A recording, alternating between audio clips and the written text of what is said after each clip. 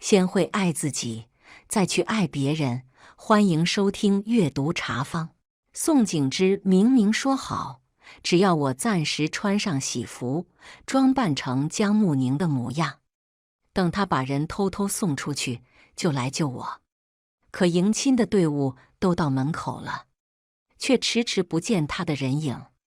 陪嫁嬷嬷并4个丫鬟突然推门进来，我也顾不上别的，直接站起来道：“我不是二小姐。”说完就要直接出门，哪料那嬷嬷力气极大，直接钳制我的双臂，笑吟吟说：“华姑娘，迎亲的队伍已经在等着了，您也是在宋家长大的，谁嫁不是嫁？”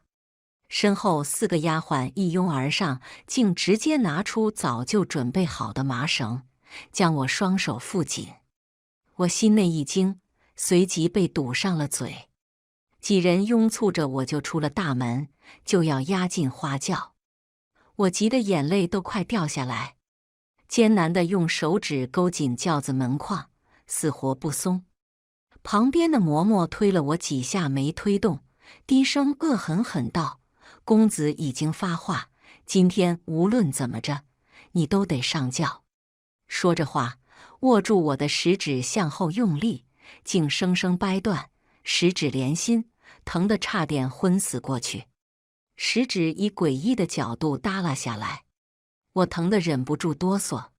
此时红盖头却随着动作飘落，余光瞬间瞥见宋府大门后那露出来的一角熟悉的竹纹月白色长衫，猝不及防被人硬塞进花轿内。宋家嬷嬷在轿外小声说：“您就认命吧。”二小姐哭得都跳了湖，公子整夜陪着她都不敢离身。到底是兄妹，你一个外人比不上。这些年宋家待你不薄，全当你报恩了。一席话宛如一盆冷水兜头浇下来。忽然想起昨夜宋景之来找我时，低着头不敢看我，说话也支支吾吾。今日一切都是他计划好的。眨眼间，我被抬进了王府。广安王双腿残疾，常年坐在轮椅上，并未出面。我浑浑噩噩被人牵着走完流程。等脑子彻底恢复清明，人已经坐在新房。等了许久不见有人来，食指钻心的疼，我只能就地取材，做了简单处理。一面包扎，一面想，若是发现新娘不是江慕宁，按照广安王的性格，我怕是下场凄凉。宋景之，你又骗了我。我叫华朝言，家中世代行医。6岁那年，家中出了变故，祖父临终前将我托付于他的知交好友宋清怀，也就是宋景之的祖父。从小我跟宋景之一同长大，他性格冷清持重，唯对我极为耐心。及笄那年，宋爷爷自知时日不多，私下询问我，可愿嫁给宋景之为妻。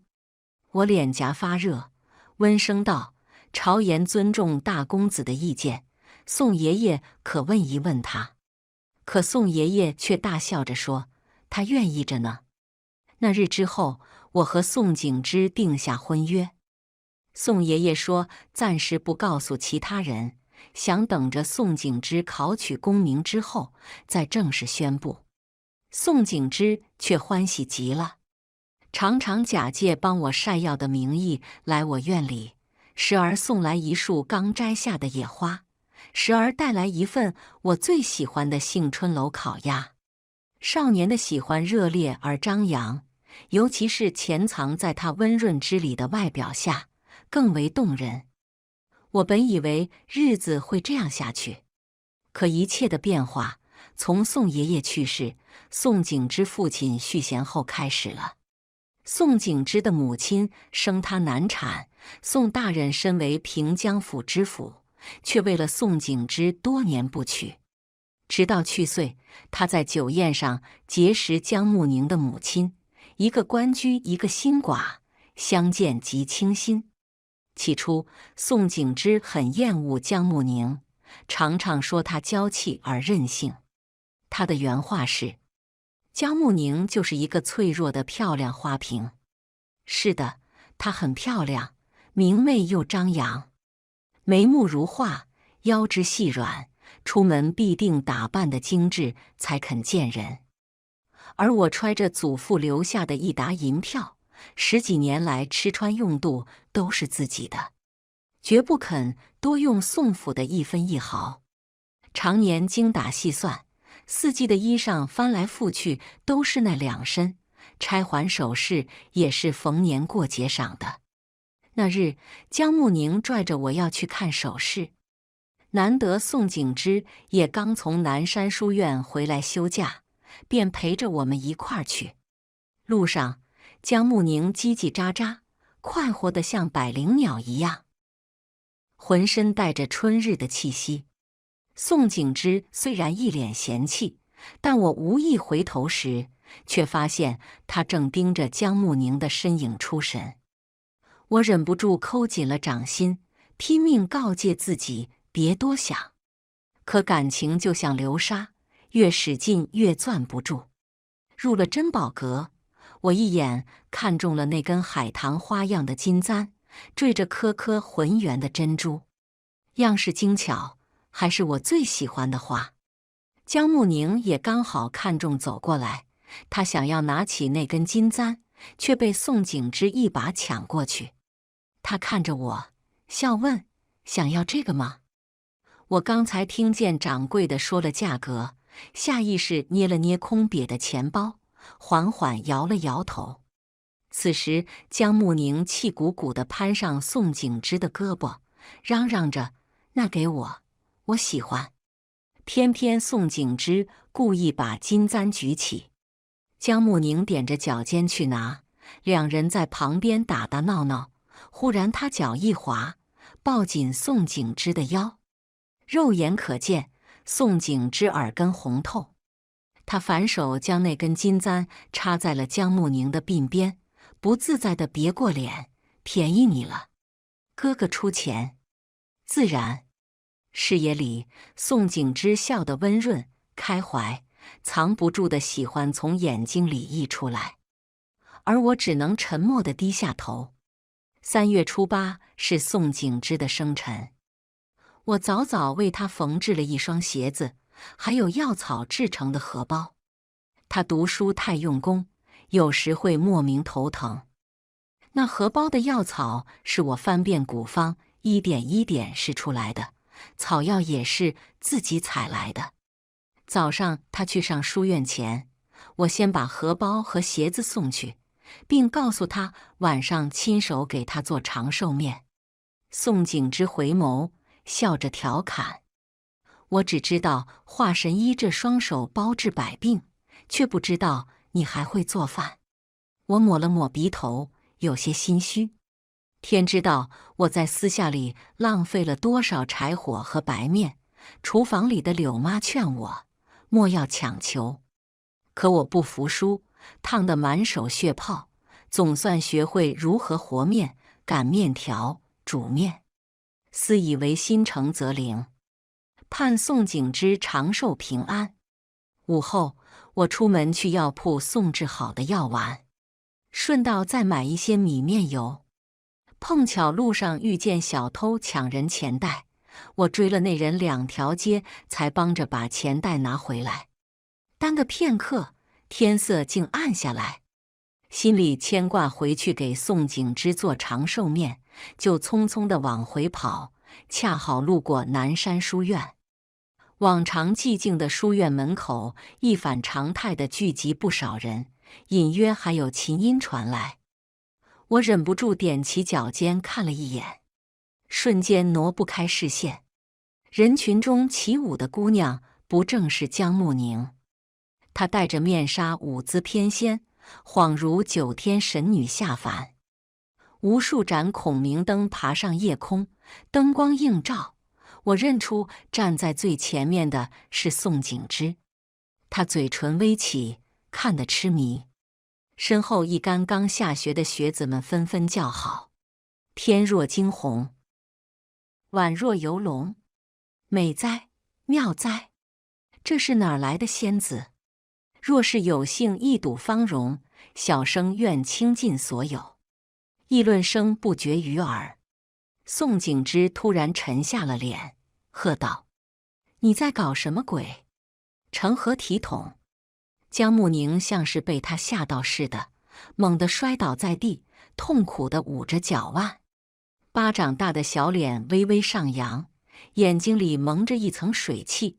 哥哥，我想给你贺生辰。原来是宋家的姑娘啊！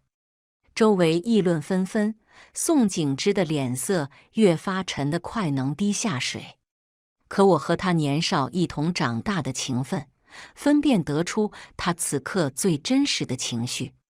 这一舞他很喜欢，喜欢到只愿意自己看，就像把珍宝藏在隐秘的屋里，独自欣赏。宋景之动心了，我心乱如麻地想逃避此地。江慕宁的丫鬟忽然开口叫屈：姑娘未练好这支舞，把脚都磨破了，公子不喜欢也不该当众斥责。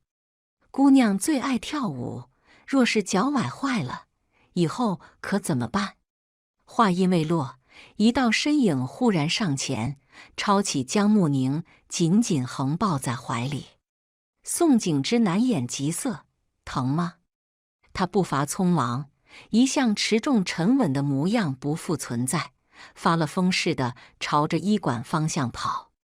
途中经过身侧，狠狠撞了我一下，可他没有半步停留，也根本没认出我。我愣怔低头，地上躺着那枚送他的荷包，心空了一瞬。直到虚时，宋景之才提着灯笼过来。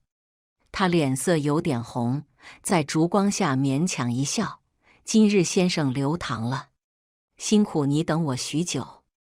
我没揭穿他的谎话，转身去将早就擀好的长寿面下锅，锅里蒸腾的热气氤氲，看不清他的模样，眼泪再也忍不住滚落。借着热气的帘幕，我成了胆小鬼，不敢开口问他对江慕宁的心意。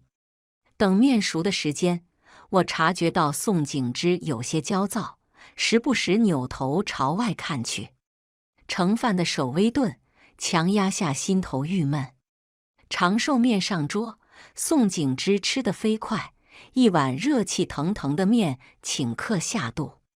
他笑道：很好吃，就匆匆告辞。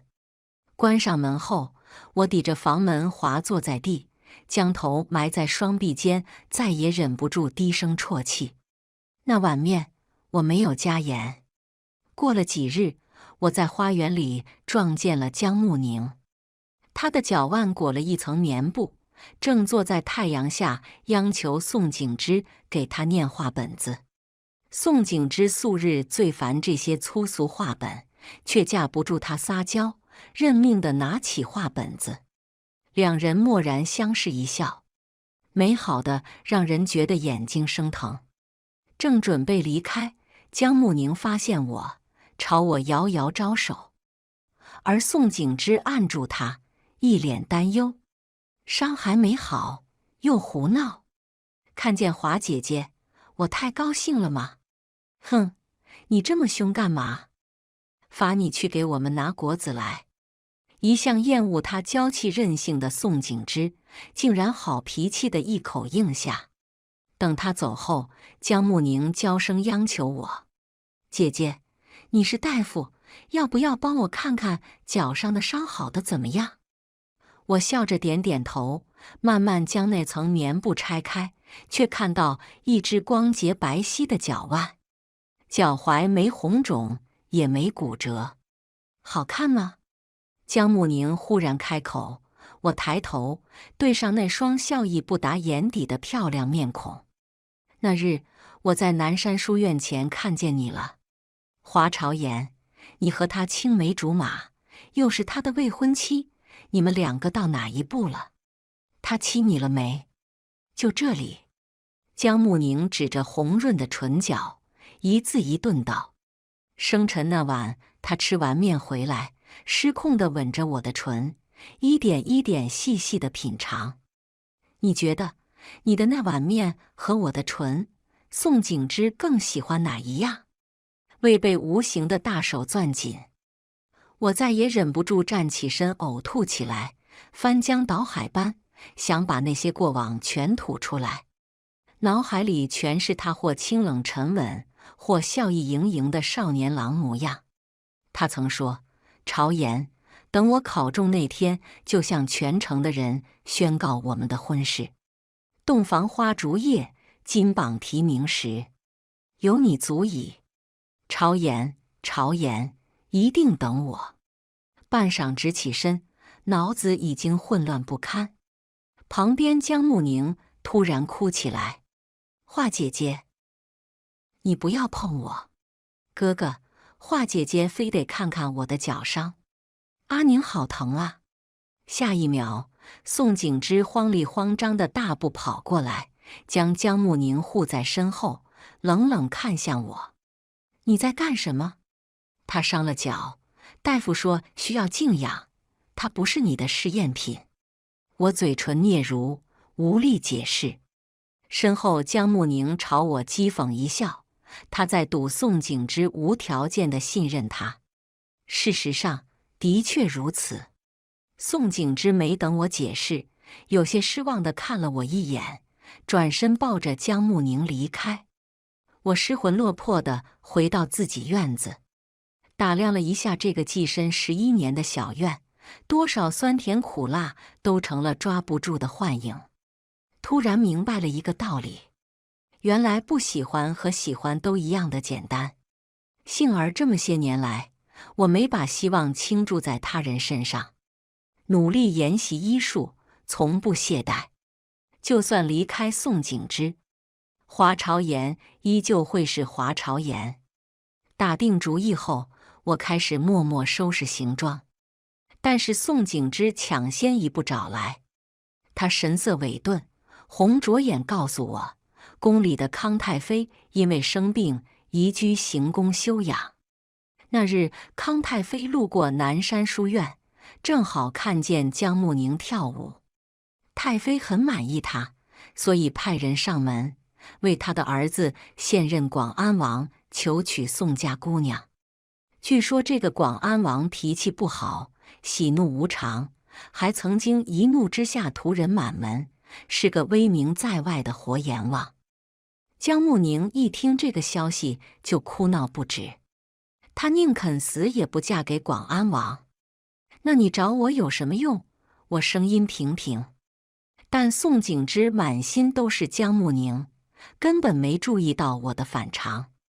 他蹙紧眉头，试探道：“朝颜，你能不能替阿宁嫁给广安王？”心狠狠抽搐了一下。我笑了：“宋景之，你没睡醒？冒嫁王府，我这种平民百姓，10个脑袋也不够广安王砍的。”宋景之却忽然撩起长衫，直愣愣朝我跪下，满脸痛苦之色，喃喃道：“她不能嫁，我不能失去她。”我从未想到过，骄傲如宋景之却为了别的女人给我跪下，心疼得4分5裂，还有一丝释然。我喜欢的也不过是这么一个玩意儿。看着他落寞失神的模样，我突然问：“为什么不能？”宋景之，他对你来说到底是什么人？直白的话像拨开宋景之华丽的伪装，他身形一顿，整个人垂首不敢看我。许久，他才沉声道：“对不起，这次帮他逃婚成功后，我就和你成亲。只要他没事，我就娶你。”再也忍不住，我抡圆胳膊，一巴掌结实地打在他的脸上。“你当我华朝颜是什么？我就算孤老终生，也不会卑微地求一个不爱我的人娶我。滚出去！”宋景之眼尾通红，脱口而出：“求你看在宋家抚养你多年的份上，一句话将我浑身血液冰冻。原来他也是这样认为的，我欠宋家，就该不顾一切地还给他。失望攒够了，情绪也平稳下来。我忽地嗤笑一声，好。但事成之后，我就离开宋家。宋景之呆呆看着我，脸上露出一丝茫然。可是直到今日大婚，我才发现，连那天的话也只是哄我的骗局。宋景之根本没想让我脱身，他为了江慕宁，无情地舍弃了我。洞房花烛夜，广平王谢军并没来。第二日一早，我被推门的声音惊醒的，下意识先查看了一下食指，已经可以灵活地弯曲，问题不大。很快，一个丫鬟端着水盆径直走进来，瞧着她模样水灵，身段也苗条，不知道是不是广平王的通房。正想着，她把盆重重放下，哐当作响。小门小户的真没规矩，就算太妃不在王府，也没有心腹贪睡的规矩。王爷昨晚房都不回，也不知道是不是长得太丑，咱王爷看不上。他正在嘀咕，门外突然出现一人，23、24的年纪，眉目疏朗，面白如玉，只是坐在轮椅上，看不出身量。他静静看着那丫鬟，没说话，俊美的脸上没有一丝额外的神情。丫鬟脸色瞬间惨白，扑通跪下来。谢军自己推着轮椅进来，身后还跟着一个圆脸丫头，年纪不大，气势十足。他冷哼一声，滚出去，以后在前院听使唤，不准再来后院。丫鬟哆哆嗦嗦地跑出去，屋内瞬间一片寂静。谢军端量我片刻，伸出尾指抚了抚眉心，问道：“你是宋家二小姐？”我犹豫点头：“是。”“叫什么？”“朝颜。”“宋朝颜。”医书上说，朝颜又名牵牛花，具有消痰抵饮之功效。提及医术，我内心的忐忑又平息几分，忍不住小声试探：“是华朝颜，我是宋家义女。”谢军仰头看我，露出流畅的下颌线，五官好看得惊为天人，一点也不可怕。他浅浅勾唇：“义女也罢，亲生也罢，这门亲事本王并不乐意。3个月后，我赠你放弃书，你我再无瓜葛，你可有异议？”原来他也不想娶亲。我心头一喜，本以为死到临头，却不想船到桥头自然直，立马给谢军跪下，谢王爷恩典。跪下时才发现一个问题，今日身上的衣裳和喜服都是按江慕宁的尺寸所制，腰肢格外纤细。站着倒还好，如今跪下来，只觉得腰勒得慌，胸前也像被绳子拴紧，差点没喘上气来。我憋得脸通红，没敢抬头。午后，那位名叫松兰的圆脸丫头扛着一箱新做好的成衣过来，谢军推着轮椅随后进来。各色衣物素雅又贵重，用料都是上好的锦缎。一瞬间，我晃了神，莫非当时的窘迫被他看出来了？没等我想明白，谢军道：“既然你现在是王妃，衣着打扮就得按照规格来。”我让府中绣娘赶制了几件，心中燃起的小火苗瞬间熄灭。我稳稳蹲下身，施礼道谢。谢军没多留，转身又去忙了。接下来一段时间，果真如他所言，他基本不踏入后院，偶尔会让人送些糕点。明面上他与我尊重，府中下人看眼色行事，倒是没人再敢欺负我。我心里对他甚是感激，寻思着是否可以为他做些事情。不久，真还遇上了个机会。据谢君身边的丫鬟松兰说，太妃一哭二闹，威逼王爷早点生下子嗣。得知我俩还未圆房，竟派了人来督促。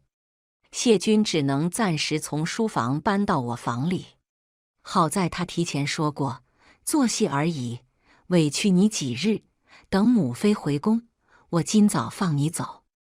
他还专门叫松兰给他设了小榻。晚上我俩虽然被逼睡在一间屋子里，但分居在寝居的两端，也不尴尬。那夜我正睡得香甜，忽然听见谢君梦呓的声音，他似乎做了噩梦，声音痛苦不堪。我唤他几声，无人应答。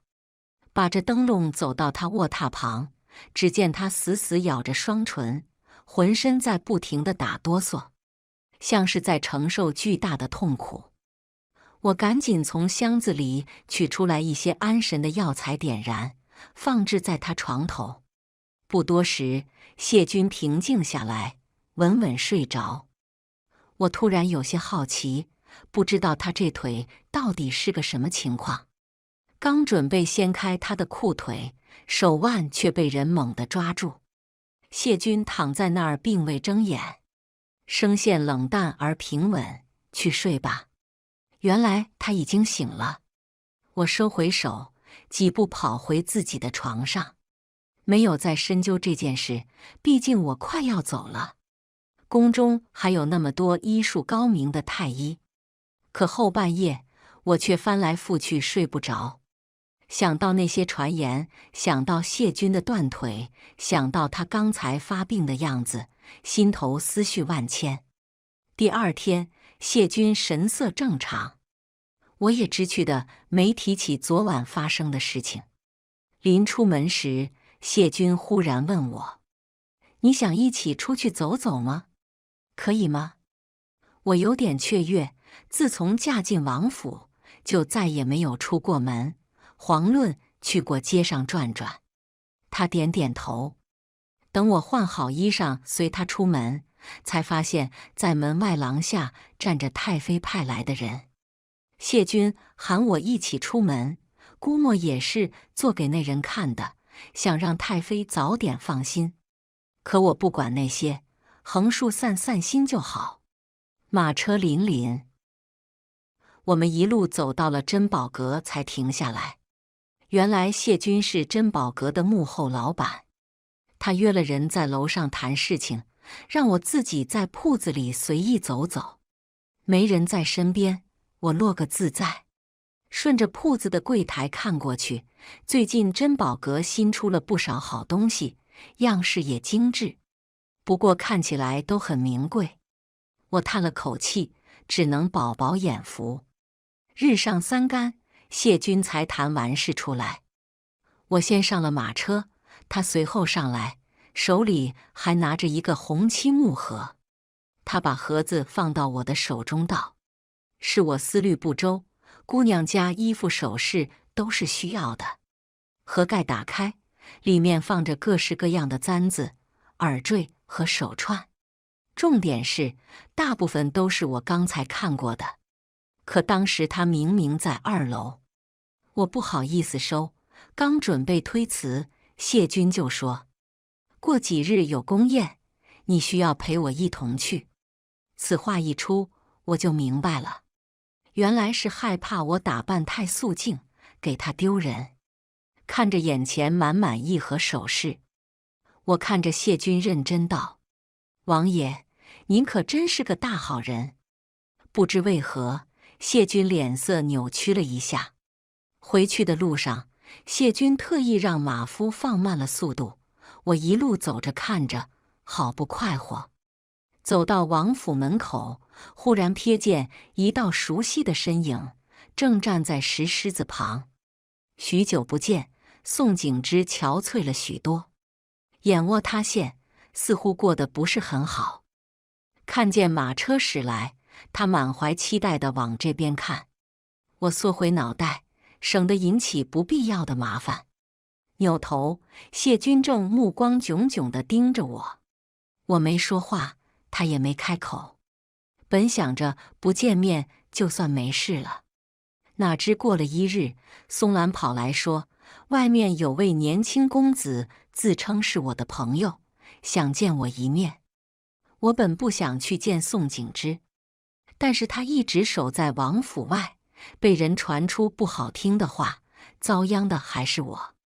我领着松兰一道出门，宋景之遥遥看见我，面露喜色。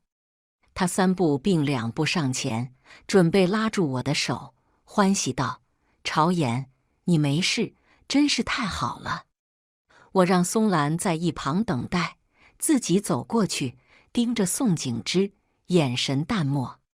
他急着跟我解释：“对不起，是我的错。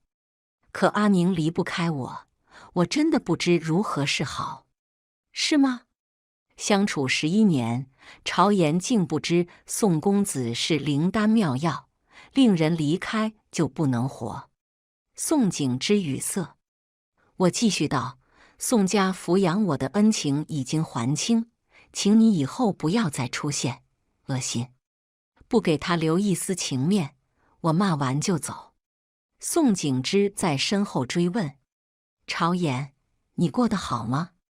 我冷笑：“好，非常好。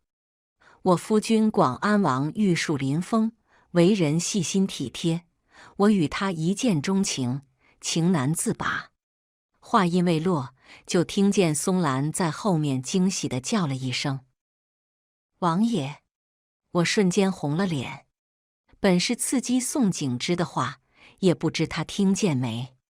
转身，谢君坐在轮椅上，正看向我。宋景之突然仓皇而逃，我咬咬牙，正准备跟谢君解释，谁知道他温声说：“午膳已经备好，久等你不来，我就出来看看。”其他的话，谢君一概没问。我松了口气，不知为何有些高兴。他好像很信任我，又或许他根本就不在乎我跟谁交谈。毕竟再过1、2个月，我俩就再无瓜葛。看着他冷清的眉眼，也不知以后哪家的姑娘才能走进他的眼底。那日过后，宋景之再没出现过。我数着日子，等待谢君给我放期书。等离开以后，我准备开个药炉，但王府的日子着实无聊。我闲来无事，看到院子里的花圃有些荒芜，忍不住想种一些安神的药草。等到发芽开花后，药草香弥漫整座院落，谢君的梦夜大概会好许多。听闻我说要种药材，松兰那丫头也乐呵呵的来帮忙。我俩拿着铁铲在花圃里忙碌。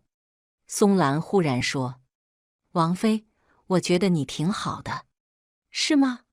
还是说因为我种的药材对你家王爷好，你才觉得我好？”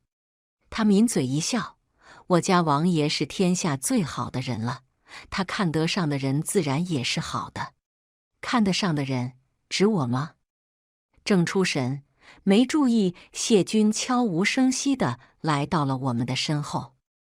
泥土里忽然钻出来一条蠕动的活物，吓得我扔下铁铲就往后退，一时不察，直接摔倒在谢君怀里。我吓了一跳，他却安抚似的拍了拍我的后背，说：“莫怕，蚯蚓而已。”脸色瞬间涨得通红，我站起来连连后退。谢君好奇地打量我们的成果，这是种的手乌藤，对，还有卷丹、鼠尾草。多谢。谢君看出我弄这些东西的作用，不知为何，我突然想到了一个词，叫做默契。我并未多说，但他都懂。他忽然笑了一声：“听闻宋家的姑娘才艺卓绝，但你比他们说的更好。”内心不知名的角落被触动。一直以来，我很是羡慕江慕宁，觉得她美丽又精致，永远像个无忧无虑的大小姐。而我不懂那些琴棋书画，也不擅长穿衣打扮。相比较他，不由自惭形愧。我曾以为宋景之变心是因为我不够好，可谢君竟然说我更好。我傻傻看向他，他虽然行动不便，却从未自怨自艾，浑身也没有阴郁之色，飒飒如清风明月，处变不惊。不知不觉间，我和谢君越来越熟络。得知我喜欢医术，他特意把自己搜罗来的医书搬到我房里去。又偶然从松兰口中听得我喜欢杏春楼烤鸭，他时常带着我们去吃。哪怕有时他去办事，回来也总给我带1、2件小礼物。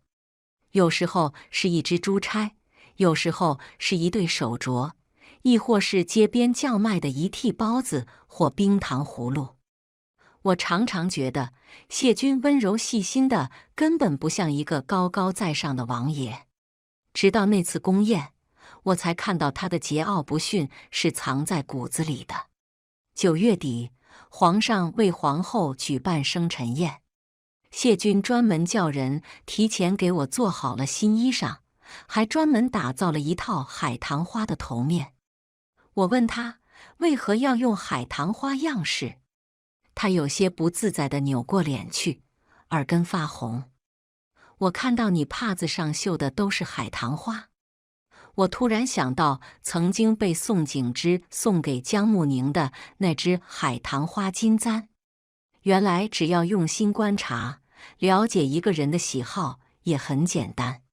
进了宫后，谢君忽然牵住我的手，在我疑惑的目光中，他解释道：宫中人多事杂，你只要跟好我，没人敢欺负你。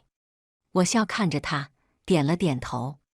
谢君比皇上小了10几岁，从小喜欢跟在当时还是太子的皇上身边，基本算是皇上将他带大，教他读书习武，比对自己的亲生儿子还用心。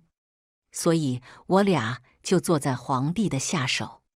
晚宴接近尾声的时候，一位老王爷喝多了酒，醉醺醺地站起来说：曾听闻广安王妃在南山书院一舞倾城，不知老王叔我是否一睹盛景。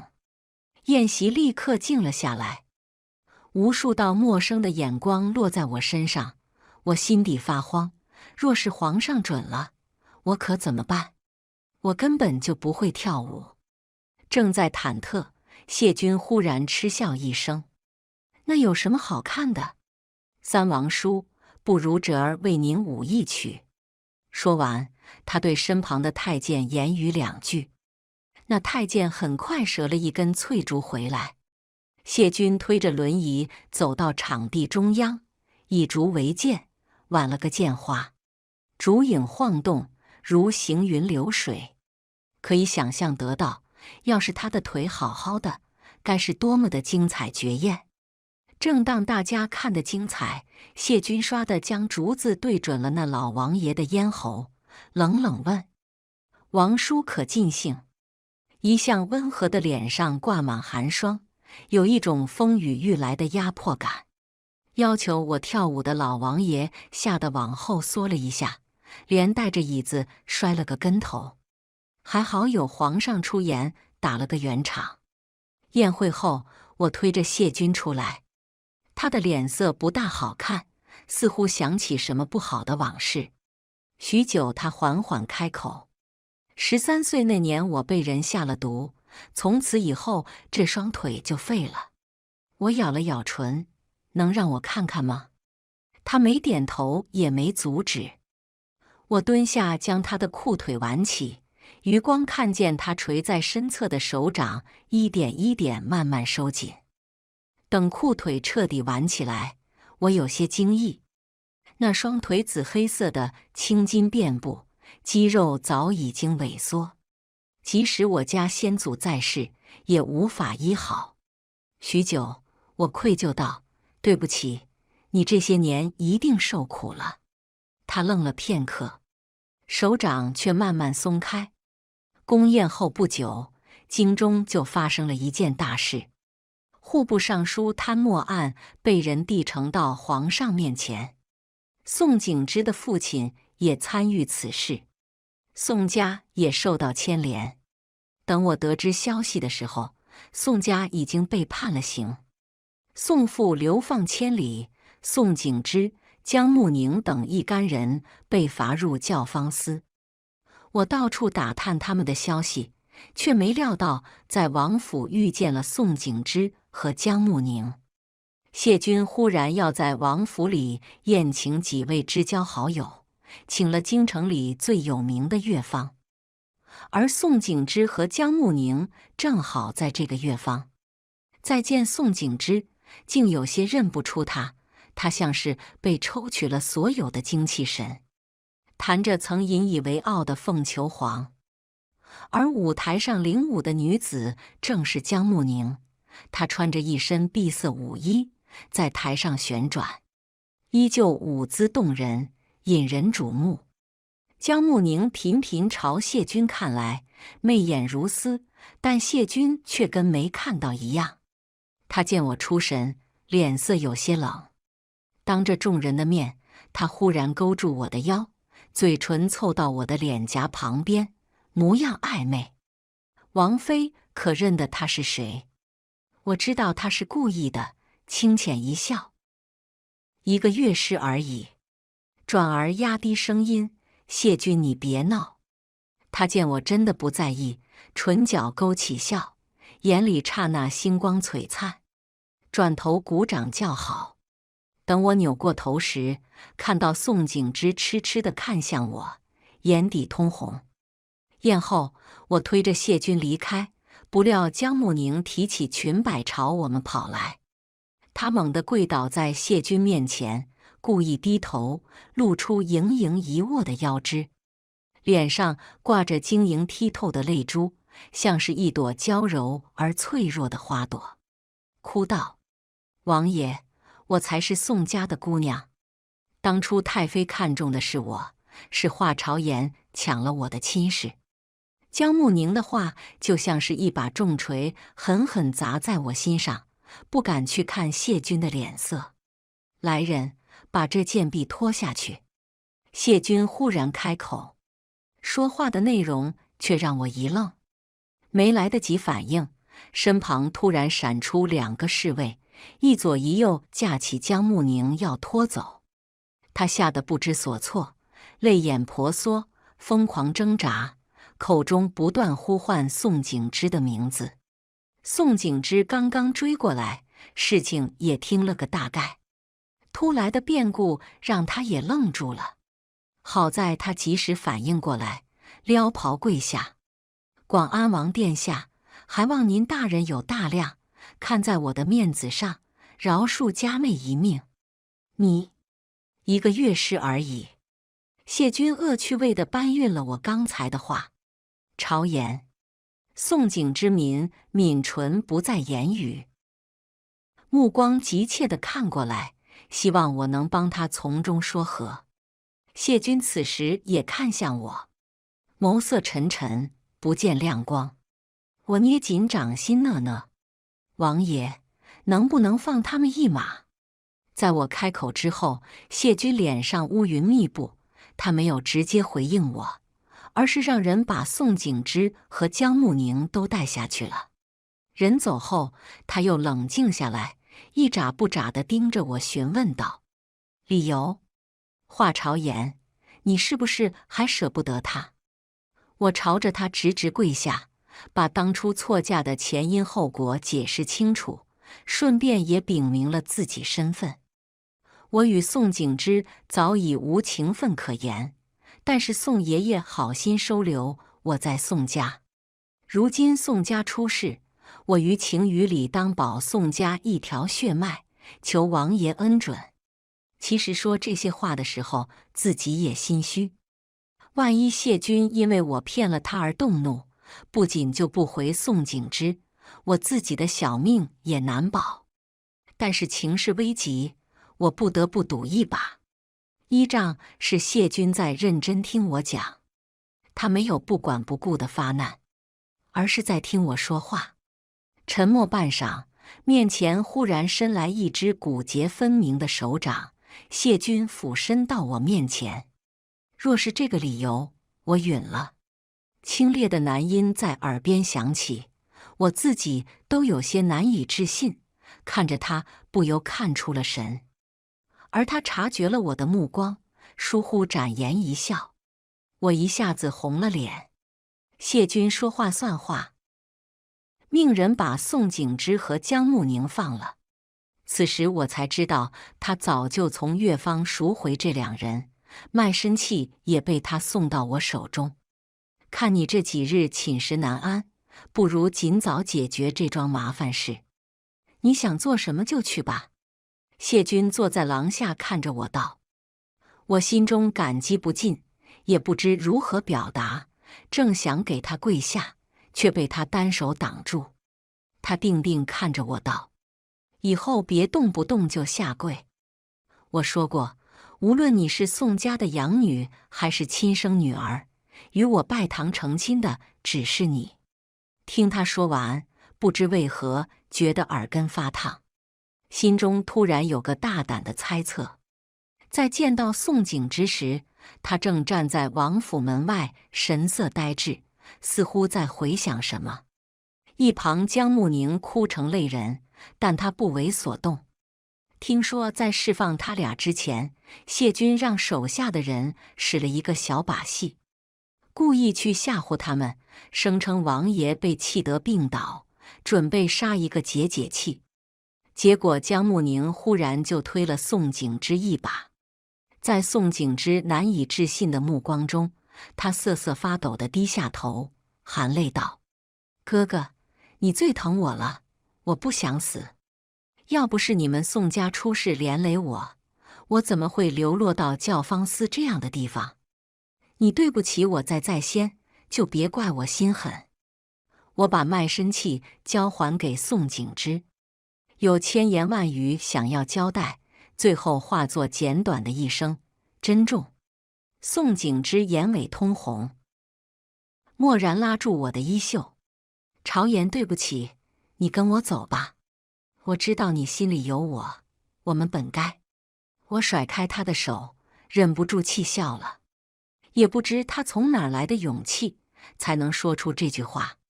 宋公子，我帮你只是因为感激宋爷爷，以后我们最好还是相忘于江湖吧。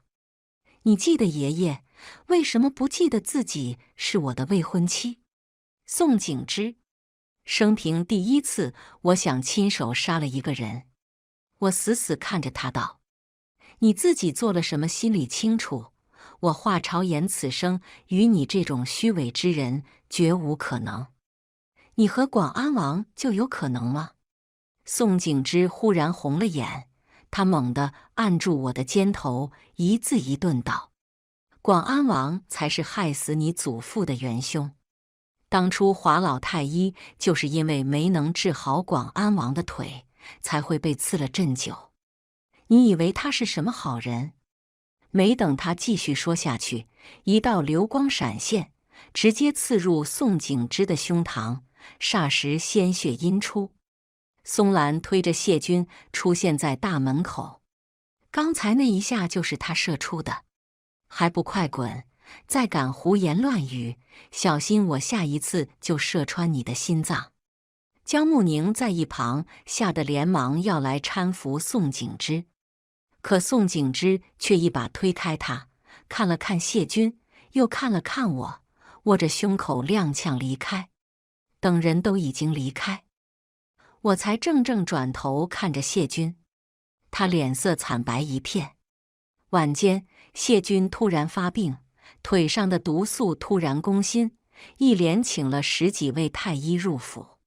我在自己的院子里呆坐，抬头前面就是谢君的外书房，如今也不知他情况如何，是生是……忍不住摇摇头。我还想担心他做什么，认真算起来，此刻最想他死的不该是我吗？从下我就没了父母，祖父独自将我带大。可6岁那年，他突然匆匆回家，直接带着我送到了宋家。他跟宋爷爷说，以后我就拜托给他了。他离开的毅然决然，哪怕我在他身后哭到嗓子嘶哑，也没见他停留。或许那时候他也很难过，但是不想把事情牵连到我身上，才狠心将我提前送走。没过多久，宋爷爷带我去拜祭一座小小的无名坟茔，我哭得撕心裂肺。自此以后，我孑然一身，独活人世间。这段时间，谢军对我的好，我都心知肚明。那些尺寸很合身的衣服，那些我喜欢的花样的首饰，还有我爱吃的点心，屋里成堆的医术，还有宫宴上的维护。我并不是一个迟钝的人，相反，我很容易感知到别人对我的态度。就像宋景之慢慢喜欢上江慕宁一样，我比他还早一步明白，谢军对我的好没有一丝作假，是纯粹的袒护，是坚决的偏爱。可现在我开始怀疑，这一切难道是他的补偿而已？夜晚的风有些凉，冻得我忍不住打了个寒战，身后忽然一暖，我浑身僵硬，不敢回头。继而听到一个熟悉的女声：“王爷还没醒过来。”听他昏迷中一直念叨你的名字，我就来看一眼。我叹了口气：“松兰，你觉得谢军是个什么样的人？”可松兰似乎有些不乐意。过了许久，他才慢吞吞地开口：“好人？哪里好？”他一屁股在我身旁坐下，目光有些游离。7岁那年，我被我爹卖给了一个侍郎。那侍郎最喜欢年纪小的女孩，府中隔几天就会抬出去一具尸体。那时我刚到那里2、3天，脾气执拗，挨了不少打。他用皮鞭沾上盐水抽我，拿烙铁烫我，用细针扎我。说实话，当时我真的恨不得去死。那天我趁人不备跑出去，正好遇上了王爷的马车，他命人把我送到医馆，还率人去杀了那个坏蛋。说到这里，松兰停顿了一下。王爷不是你想象的那样，他不会乱杀无辜，也绝不会把痛苦怪到他人身上。听闻谢军醒来，我决定去见他一面。病了许多日，他的脸色格外苍白，倚在榻上轻声咳嗽，似乎被抽去精气神。他瞧见我进来，慌忙垂首：“对不起。”“谢谢。”和谢军同时开口，我有些愣怔，心里像塞了一团棉花，迫不及待想知道当年的真相，以及谢军和我祖父的身亡到底有怎样的关系。他沉默片刻，才细细说给我听。11年前，谢军为救皇上摔下马，皇上派人去为他医治，却有小人趁机替换了伤药，将毒药混到涂抹的药物中，害得他险些命丧黄泉。他本就受皇上喜爱，再加上此又是为了救皇上才出的意外，皇上又是心疼又是愧疚，下令彻查所有参与此事的太医和伺候的人，而我祖父刚好是其中一位。等谢军1个月后终于清醒过来，不少无辜的人已经丢了性命。他派人去寻找因此事受到牵连的人家善后，听闻我祖父将我托付宋家的事情，他抵着拳轻咳2声。这些年，我都会派人给宋家家主送去一笔钱银，但求你可以过得好点。我从没听人提起，反倒是常常听府里的丫鬟婆子在背后念叨，说我吃穿花费都是宋家的。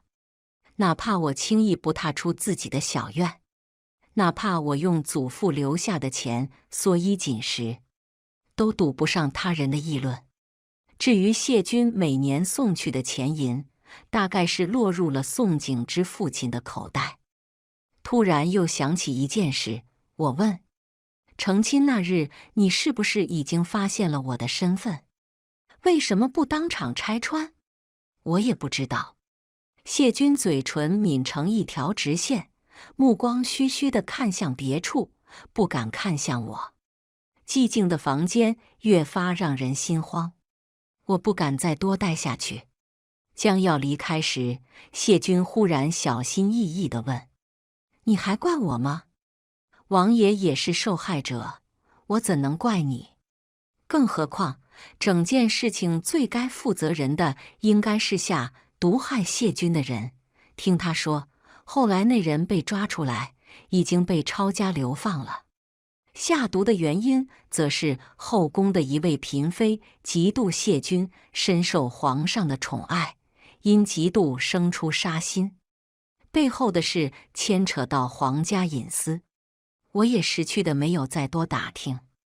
只是眼下我和谢军之间，好似突然多出来了一道跨不过去的屏障。我又该走了。等谢军好的差不多，我向他提出要放七叔的事情。他看着我欲言又止，最后还是应了下来。但是没等我收拾好行囊，忽然太妃派了一队人来请我去行宫，来人气势汹汹，看起来不妙。为首的宫人道：昨日有一名女子拦住太妃的轿辇，声称如今的广安王妃是冒牌货。太妃娘娘恼怒贼人胡言乱语，特地请王爷和王妃前往行宫，当面对质。我猛然就想到了江慕宁，心里忍不住犯怵。可谢军却不以为意地拍了拍我的后背，温声安抚道：无碍，我跟你去说清楚。路上我忍不住抠紧掌心，忽然间谢军握住了我的手，触感微凉。别怕，万事有我。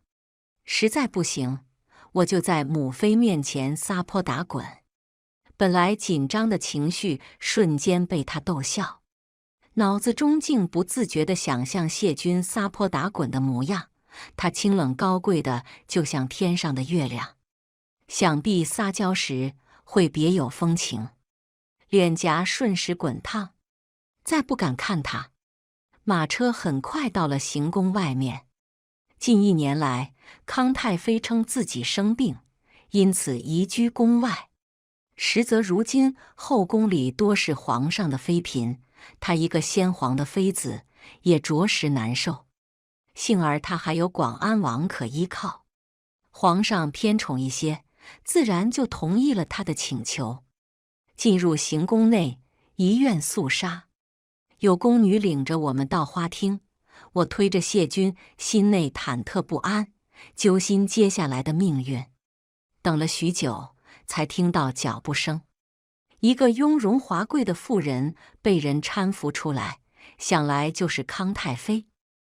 而她身边站着那个眉眼间都是得意之色的，正是江慕宁。没等我施礼，江慕宁直接蹦出来指着我：太妃娘娘，就是她假冒王妃，一个无父无母的小小医女也妄想攀高枝。民女才是当初在南山书院前跳舞的人，正儿八经的宋家姑娘，求太妃做主。谢军闻言，默默地上前一步，恰好护在我的身前。我刚好能看得到他挺拔如雪松的身影，一往无前地帮我遮住了风雨。也不知道是不是错觉，好似看见康太妃瞥了谢军一眼，满脸嫌弃。正在这时，康太妃忽然变了脸色，慌忙离江慕宁远了几步，一脸诧异地打量他：跳舞？你在书院前面跳舞？书院乃是天底下最清静正派的地方，你竟敢在那儿做出勾栏样式？哎呦呦，难不成是本宫老了？语气浮夸，动作夸张。我心里起了个念头，太妃在演戏。一旁的江慕宁也傻眼了，他红着眼睛不知如何答话，瘪瘪嘴。太妃，不是。我就说看着你有病，出言不逊，还冲撞本宫，拉下去杖毙。不等江慕宁开口，太妃已经手一挥，立马上来2个嬷嬷钳制住江慕宁。我看傻了眼，今日不是来拆穿我假王妃的面目吗？江慕宁放声大哭，可那2个嬷嬷却丝毫不给她挣扎的机会，直接拽了出去。屋内恢复安静时，康太妃才踱步过来，细细打量着我。忽而她笑道：“就是你，没错，你就是那个上次在书院前救了我身旁长侍姑姑的姑娘，还记得吗？”此时太妃身后走出来一个中年妇人，瞧着有些眼熟。她朝我施了一礼。那日遇见小偷，被她推了一把，幸得王妃救命，奴婢感激不尽。经她一说，我才想起来那天偶然遇见的人，正是我追了小偷2条街。回来发现施主直愣愣躺在地上，突然发病。当时我随手救下他，却早已忘光。这么说，一开始太妃看中的就是我。太妃我讪讪难言。可太妃却一把拉住我的手，笑意满面，扭头又瞪了谢君一眼。本宫听闻刚才的女子曾去过你府上闹事，遇事不决，斩草不除根，迟早要留下祸患，真是白教你那么多年。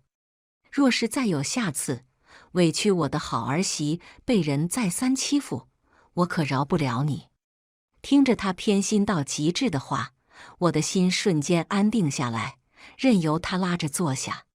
谢君在一旁拱手讨饶：“是我不好，还请母妃和娘子饶了我一回。”娘子2字从他舌尖溜出，格外的缱绻缠绵，心底深处蓦然被人撞了一下。我扭头看向谢君，而他也回望着我，勾唇浅笑，温柔至极。饭后回王府，我刚刚准备下车，忽然身后传来一股力道，谢君将我扯回去，跌入他怀里。他极力隐忍着自己的情绪：“朝颜，我后悔了，我不想让你走，我心慕你，你能不能留下？”窝在他怀里，我愣愣看过去，在他那双清澈的眸子里，能清晰看到我的影子，而他屏息凝神，十分紧张。许久不见我答话，他忽然松开手，有些失落道：“你若是不愿意，我也不强逼你。”下一秒，我勾住他的脖颈。错嫁之事一开始就是个误会，我们之间有太多错综复杂的牵绊。眼瞅着他眼中神采慢慢淡下来，我又道：“不如我们2人重新认识。我叫华朝颜，华家长女。1年后，我在京城开了一家医馆，周围那些穷苦的人家都可以来看病，不收取任何的医药费。那天我遇见一个熟人，他胡子拉碴，消瘦的几乎认不出来。宋景之蒙着面在低低咳嗽，但是我几乎一眼就认出他来，给他把脉开药。临走前，他忽然压低声音说：“谢谢华大夫。”我朝他点了点头，没有再看他。听说宋景之娶了一家皇商的独女，那女子性格蛮横乖张，既娇气又任性，平日里动不动就打骂宋景之。宋景之忍辱负重，想借着岳家的财势重振宋家，但那女子却移情别恋他人，直接将他扫地出门。如今他只能靠着给人写书画为生，却也经常被前妻派人捣乱。我无心再关注他。等到天色渐晚，我刚关上医馆的门，就听见谢君的声音：“朝颜。”他坐在马车内，帘子半掀，露出温润的眉眼，朝我勾唇一笑。自从开了医馆，闲暇时他常常来接我。此刻天边尚有瑰丽晚霞，他朝我伸出一只手，我顺势迎了上去。